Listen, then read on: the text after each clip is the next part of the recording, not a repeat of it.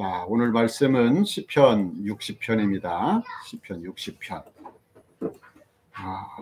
이 60편의 표제를 한번 볼까요? 자, 한번 읽어봅시다. 시작. 다윗이 교훈하기 위하여 지은 믹담, 인도자를 따라 수산에두세 맞춘 노래.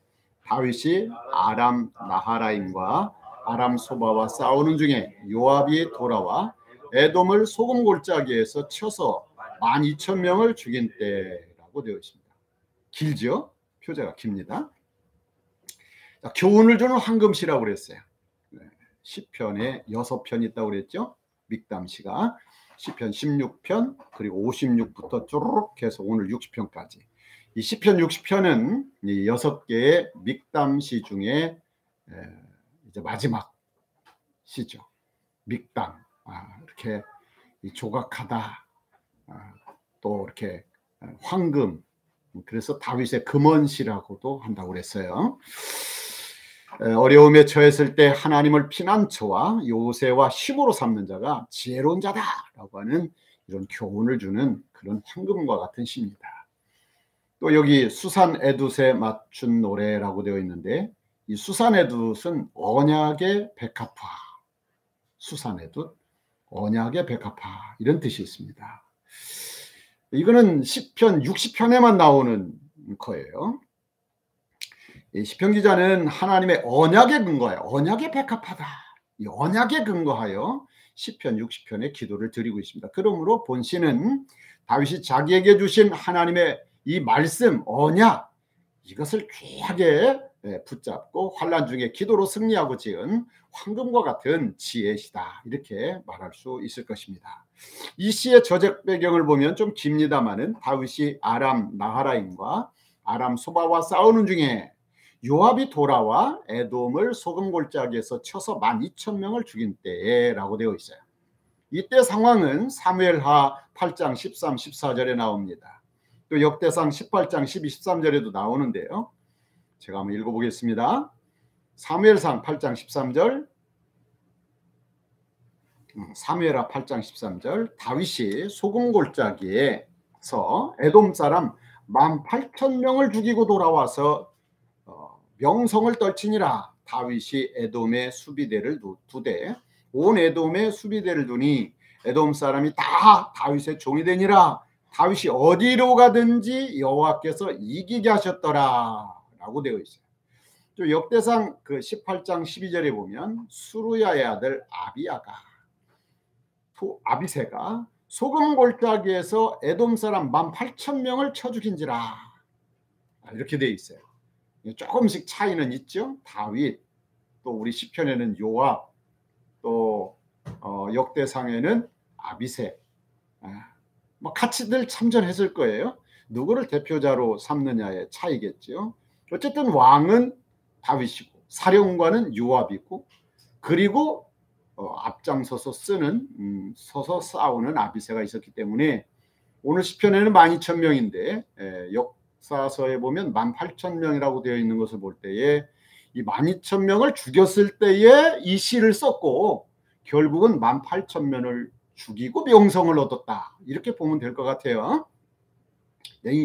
이것도 이런 거를 보면서 이제 의심스러운 눈으로 보는 사람은 이게 성경이 이상해, 이게 서로 안 맞아 라고 말하는데, 그렇지 않아요. 그렇지 않고 12,000명을 죽였을 때에 아직도 남아있는 에돔 사람들을 바라보면서, 그리고 너무너무나 힘들어서 다윗이 지금 하나님 좀 힘 좀 주세요, 우리가 좀 밀려, 이런 상황이 아닌가, 제가 이제 이렇게 추측을 해봅니다. 비록 에돔과의 전쟁에서는 승리했지만은 겉으로 보이는 것이 전부가 아니었어요. 표제에 보면 에돔과의 전쟁이 있기 전에, 이 전쟁이 있기 전에, 이게 힌트예요. 다윗은 북쪽의 강국 아람의 두 나라, 아람 나하라임과 아람 소바와 싸우는 중이었다 그랬어요. 그때 남쪽에서 에돔이 때는 이때다 그러고서는 남쪽을 쳐들은 거예요. 응? 이러면 얼마나 난감한 상황입니까? 북쪽의 강국 아람도, 이 시리아도 보통 내기가 아닌데 남쪽에 있는 이 에돔이 쳐들어왔으니, 사우디 쪽에서 또 쳐들어왔으니 어떻게 하란 말입니까? 두 군데에서 싸우려면 군사를 나눠야 되는 거예요. 힘이 2배 이상 될 수가 없습니다. 둘 수밖에 없는 거예요. 에돔이라는 나라도 만만한 나라가 아닙니다. 에돔 사람들이 사는 곳은 높은 요새, 어? 난공불락의 요새,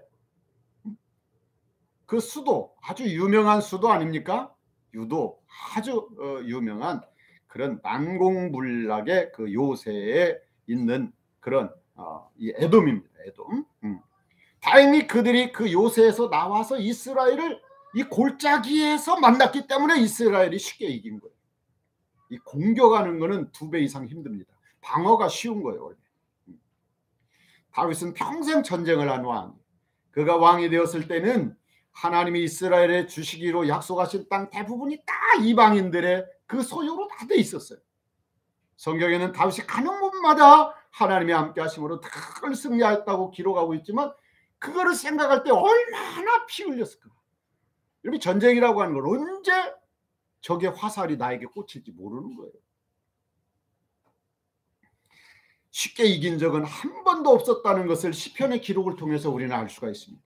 모든 전쟁은 다윗이 전쟁을 잘했기 때문에 이긴 것이 아니에요.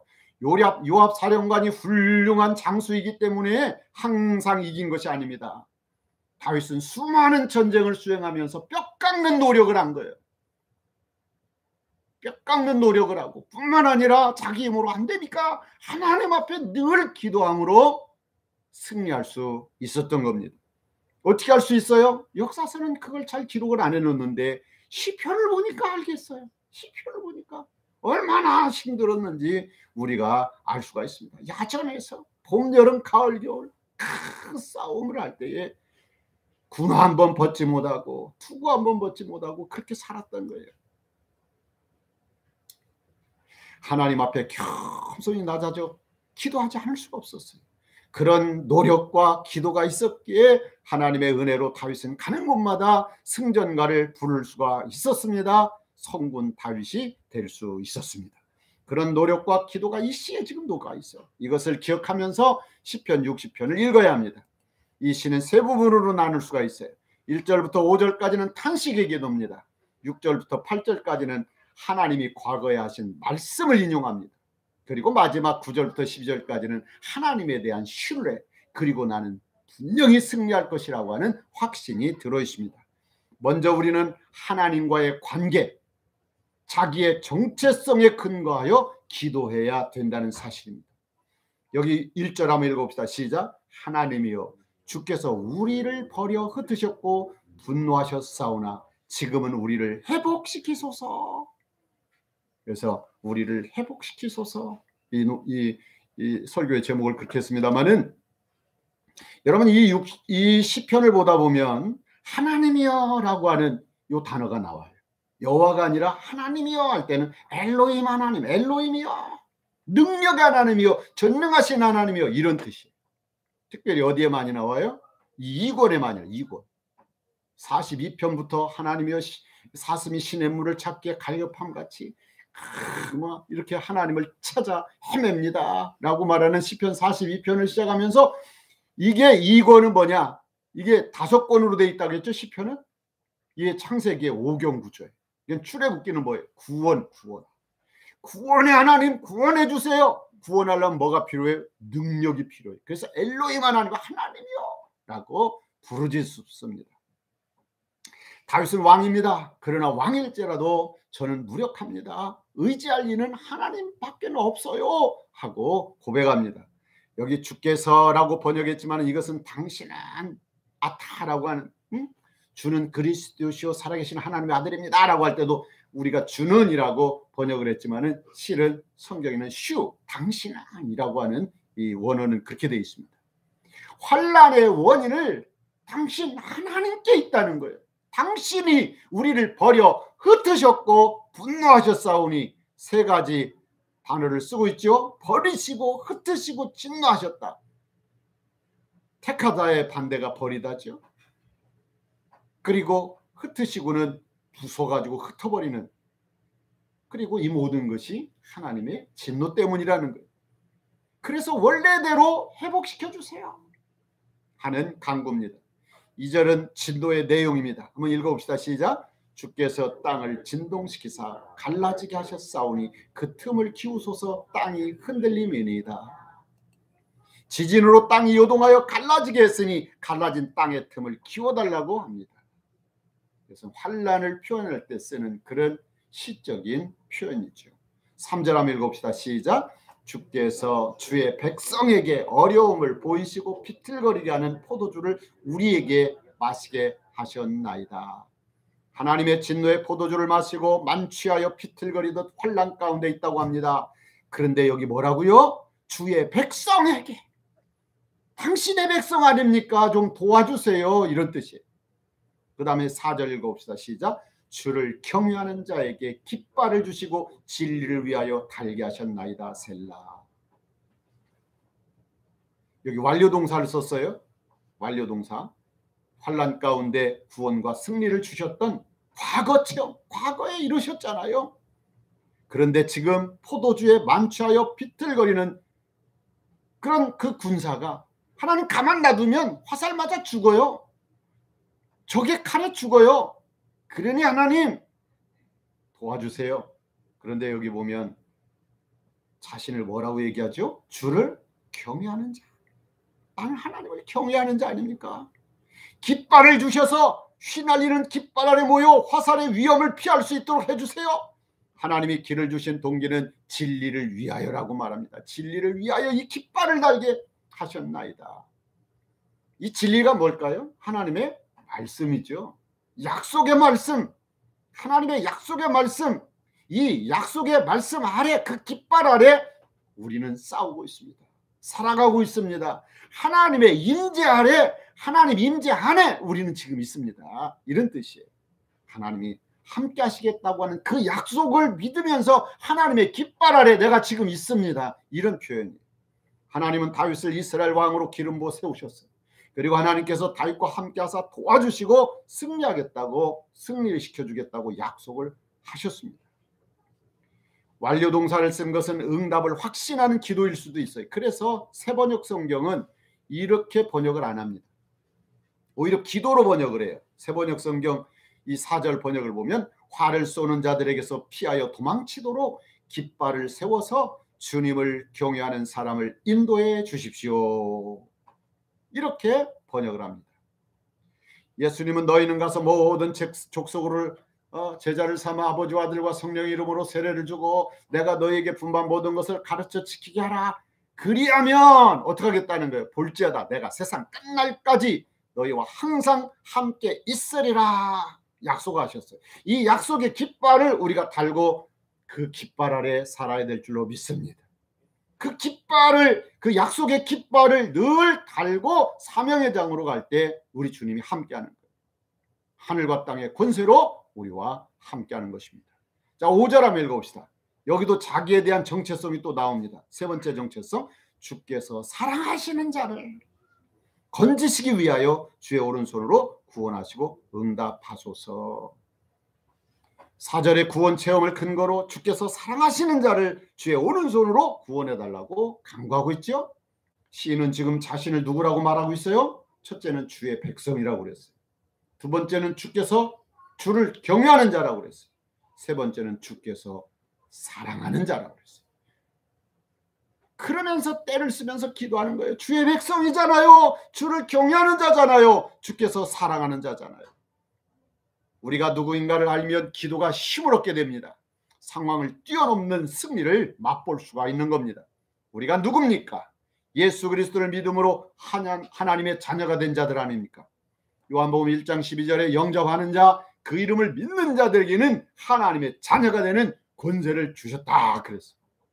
이는 혈통으로나 육정으로나 사람의 뜻으로 나지 아니하고 오직 하나님께로부터 난 자들이니라. 하나님이 말씀을 통하여 우리를 자녀 삼아 주셨어요. 로마서 8장 14절을 이하에서 말합니다. 무릇 하나님의 영으로 인도함을 받는 사람은 하나님의 아들이라. 너희는 다시 무수하는 이 종의 영을 받지 아니하고 양자의 영을 받았으므로 우리가 아빠 아버지라고 부르짖느니라. 성령이 친히 우리의 영과 더불어 우리가 하나님의 자녀인 것을 증언하시나니 자녀이면 또한 상속자고 하나님의 상속자요 그리스도와 함께한 상속자니 우리가 그와 함께 영광을 받기 위하여 고난도 함께 받아야 할 것이니라 그랬어요. 우리는 하나님의 자녀입니다. 예수님 그러시죠. 구하라. 그러면 주실 것이요. 찾아라. 그러면 찾을 것이요. 문을 두드려라. 그러면 열릴 것이니. 구하는 이가 얻을 것이요. 찾는 이가 찾을 것이요. 문을 두드리는 이에게 열릴 것이니. 너희 중에 누가 자녀에게 자녀가 떡을 달라는데 돌멩이를 주고 생선을 달라고 하는데 뱀을 주는 그런 부모가 어디 있겠느냐. 악한 자라도 자식에게 좋은 것 줄 줄 알거든 하물며 하늘에 계신 너희 아버지가 너에게 좋은 것 주시지 않겠느냐. 할렐루야. 누가복음 11장 13절에는 구하는 자에게 성령을 주시지 않겠느냐 그러셨어요. 성령이 임하시면 권능을 받고 예수님의 삶을 살아낼 수 있는 줄로 믿습니다. 그래서 요한복음 14장 12절에서 말합니다. 나를 믿는 자는 내가 하는 일을 저도 할 것이요 이보다 더 큰 일을 하리라. 아멘. 우리의 정체성, 난 하나님의 자녀다. 하나님의 자녀에게 주시는 이 놀라운 이 약속의 말씀을 깃발로 삼고 살아가는 여러분 되시기 바랍니다. 두 번째로 우리는 언약의 말씀을 붙잡고 기도해야 된다는 거예요. 6절부터 8절의 말씀이 바로 하나님이 이스라엘에게 이 땅들 다 주시기로 했잖아요 라고 다윗은 지금 이 말씀 붙잡고 기도하고 있는 거예요. 우리 6절 한번 읽읍시다. 시작. 하나님이 그의 거룩하심으로 말씀하시되 내가 뛰놀리라. 내가 세겜을 나누며 숫꽃 골짜기를 측량하리라. 세겜이 어디에? 요단강 서쪽에 있죠. 중부 지역에. 그리고 숫꽃은 요단강 동편에 있죠. 이 세겜은 조상 아브라함이 처음 하나님께 제단을 쌓고 제사한 곳입니다. 이때 하나님은 그 사방 땅을 너와 내 자손에게 주시겠다고 약속하셨습니다. 또 야곱이 밧단 아람 외삼촌 집에서 올 때도 이 숫곳에서 머물고 그리고 요단강을 건너 세겜에서 살았던 적이 있습니다. 여기 나누며 청량하리라 측량하리라 다시 말하면 그 지역을 점령할 것이라고 하는 그런 말이죠. 아마도 다윗이 이 시를 쓸 때는 세겜과 숫곳이 이방의 소유였을 겁니다. 그래서 그 땅들을 이방에게서 빼앗아 이스라엘에게 달라고 하는 그런 강구입니다. 7절 한번 읽읍시다. 시작. 길앗이 내 것이요 므낫세도 내 것이며 에브라임은 내 머리에 투구요 유다는 나의 규이며. 길앗, 므낫세, 에브라임, 유다 이스라엘의 중심 지파일 뿐만 아니라 중심 지역에 그들이 차지한 땅. 길앗은 요단 동편에 있는 기름진 산림 지역입니다. 약 해발 600m 고원으로 되어 있는 길앗 그런 산지죠. 물이 많고 가축을 방목하기에 좋을 만큼 초목과 수목이 잘 갖추어진 지역이 바로 이 길앗입니다. 그 다음에 므낫세 지파에게 분배된 땅은 요단 동편 길앗과 요단 서편의 이 세겜 지역 갈멜산, 에발산, 그리심산도 이 므낫세 지파에게 속해 있습니다. 또 에브라임 지파가 어떤 지파예요? 아주 중심 지파죠. 북이스라엘에 여호수아를 배출한. 그래서 이 사마리아라든지 실로, 베델, 게셀 이런 땅들이 다 에브라임 땅들입니다.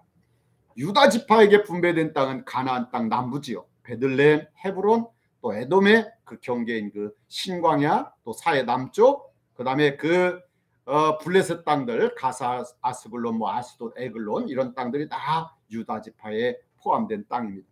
이 에브라임과 유다는 북이스라엘과 남유다의 대표 지파지요. 그래서인지 에브라임과 유다는 특별한 명칭이 여기 지금 붙고 있어요.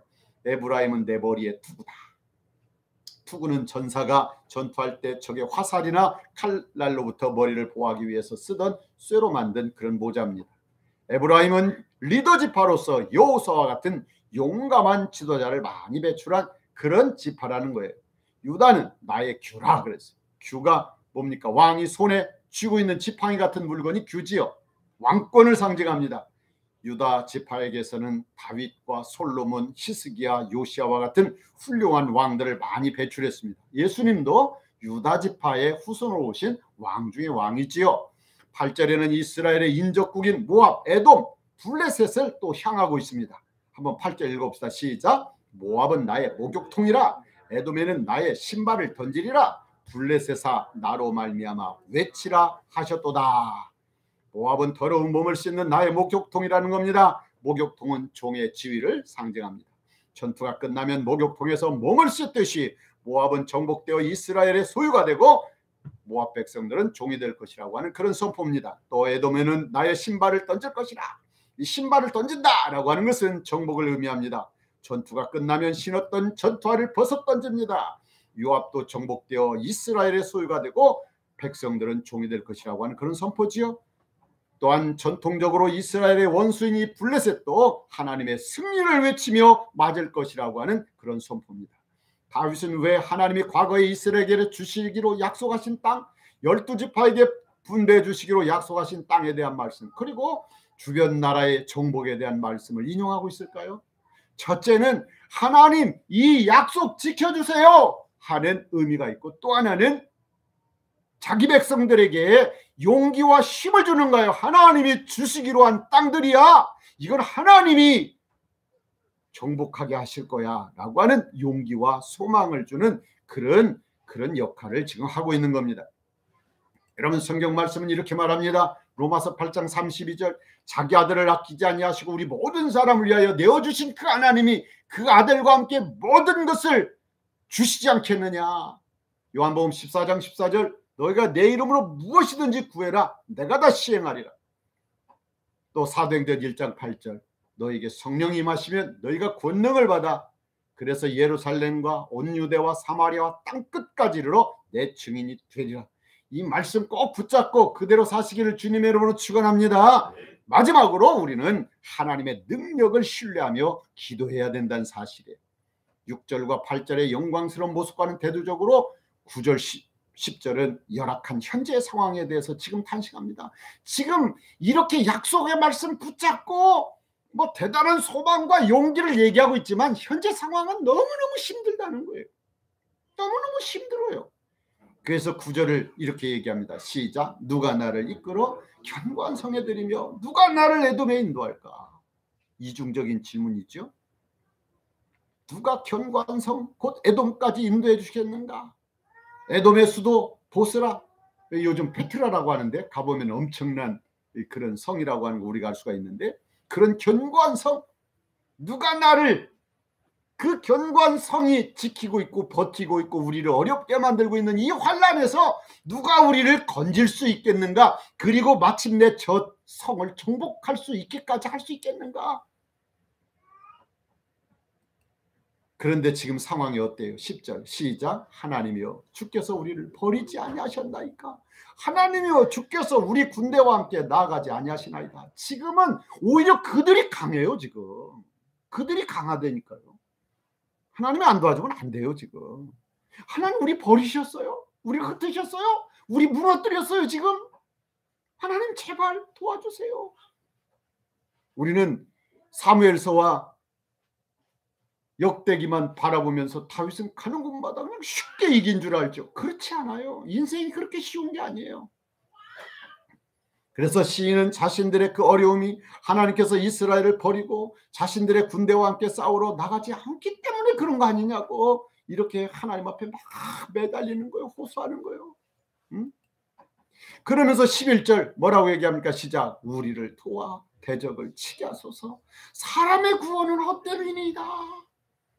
사람의 구원, 정치력도 발휘해봤고 군사력도 발휘해봤고 외교력도 발휘해봤지만 이거 안 된다는 거예요. 이것 가지고 완전한 정복이 안 된다는 거예요. 지금 효력이 안 나타나고 있어요. 그래서 승리는 오직 하나님이 도와주시면, 하나님이 구원해 주시면 이게 된다고 하는 하나님에 대한 절박한 호소입니다. 그래서 마지막으로 이렇게 확신하는 거예요. 마지막이 중요합니다. 이 시편은 마지막이 중요해요. 그 앞에는 정말 울고 보채고 난리가 아니에요. 그런데 마지막 절이 우리에게 위안이 돼요. 시작. 우리가 하나님을 의지하고 용감하게 행하리니 그는 우리의 대적을 밟으실 이심이로다. 할렐루야. 이스라엘이 하나님의 능력을 의지하고 용감하게 나아갈 때에 모든 환란이 극복되고 승리할 것을 확신한다는 겁니다. 왜냐하면 하나님이 대적을 짓밟으실 것이기 때문이라는 겁니다. 예수님도 언제나 우리에게 믿음이 있느냐, 내 믿음이 너를 구원하였느냐, 이 믿음을 계속해서 말씀하셨어요. 할 수 있거든요. 무슨 말이냐? 믿는 자에게는 능치 못할 일이 없느니라. 마가복음 9장 23절에서 말하고 있습니다. 여러분, 하나님의 말씀은 능치 못함이 없는 줄로 믿습니다. 어제 성탄절이었습니다마는 여러분, 가브리엘 천사가 마리아를 찾아와서 수태고지 하잖아요. 와서 뭐라고 얘기합니까? 처녀 마리아에게 은혜를 받은 자여 평안할지어다. 주께서 너와 함께 하시도다. 은혜를 받은 자여 평안할지어다. 하나님이 너와 함께 계시는구나. 이 말을 들은 마리아가 깜짝 놀랍니다. 이 뭔 말이지? 은혜를 받은 자요. 내가 은혜를 받았다고. 하나님이 나와 지금 함께하고 있다고. 천사가 와서 그러는 거예요. 이때 말합니다. 마리아여 무서워하지 말라. 내가 하나님께 은혜를 입었느니라. 보라 내가 잉태하여 아들을 낳으리니 그 이름을 예수라고 해라. 그가 큰 자가 되고 지극히 높은 이의 아들이라 일컬어질 것이요 주 하나님께서 그 조상 다윗의 왕위를 그에게 주시리니. 네가 왕을 낳는다는 거예요. 영원히 야곱의 집을 왕으로 다스릴 것이며 그 나라가 무궁하리라. 마리아가 천사에게 말합니다. 나는 남자를 알지 못합니다. 한 번도 자본 적도 없습니다. 그런데 어떻게 제가 애를 낳습니까? 그랬더니 천사가 말합니다. 성령이 내게 임하시고 지극히 높으신 이의 능력이 너를 덮으리니 이러므로 나실 바 거룩한 이는 하나님의 아들이라 일컬어지리라. 보라 내 친족 엘리사벳도 늙어서 아들을 배웠느니라. 본래 임신하지 못한다고 알려진 이가 이미 6달이 되었나니 대저 하나님의 모든 말씀은 능치 못함이 없느니라. 그랬더니 마리아가 믿음으로 받아들입니다. 주의 계집종이 오니 말씀대로 되어지리이다. 할렐루야. 말씀은 하나님이 하시는 거지 내가 하는 게 아니에요. 이루어지다. 이루어지는 거예요. 믿음도 하나님이 주셔서 내가 수동으로 믿게 된 거예요. 실은. 그 다음부터 내 믿음 가지고 나가는 거예요. 능동적인 믿음 가지고. 응? 하나님은 세상을 구원하시는 역사를 믿음의 사람들을 통해서 놀라운 기적을 통하여 이루어가고 계십니다.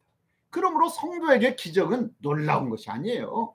사랑하는 여러분, 말씀 끝냅니다. 무슨 어려운 일을 만나든지 먼저 다윗처럼 기도로 해결받으시기 바랍니다. 기도는 만사를 변화시킵니다. 하나님의 약속을 늘 기억하며 선포하십시오. 약속의 말씀은 과거나 현재나 미래나 관통하는 절대적 진리의 능력입니다. 하나님은 말씀으로 세상을 창조하시고 말씀으로 이 세상을 통치하고 계십니다. 성도들을 신비하게 부활시키고 마지막 날 새하늘과 새 땅에서 영원히 함께 우리가 찬양한 것처럼 저 천국에서도 영원히 주를 더욱 사랑할 줄로 믿습니다.